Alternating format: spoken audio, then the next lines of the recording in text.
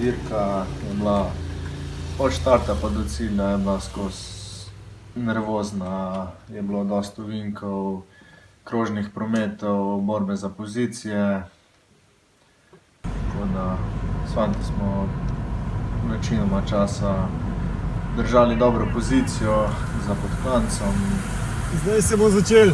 Ja, ajde. Ajde.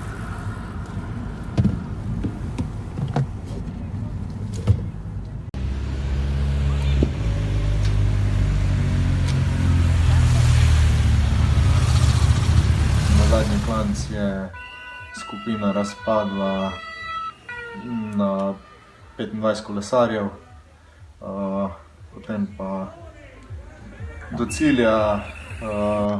V skupini sem zasedel 4. mesto. To je to. Jutri je, mislim, da etapa, ko bo odločala za generalno uvrstitev. Na koncu etape sta dva težja klanca, probali ga bomo preživeti, to je to.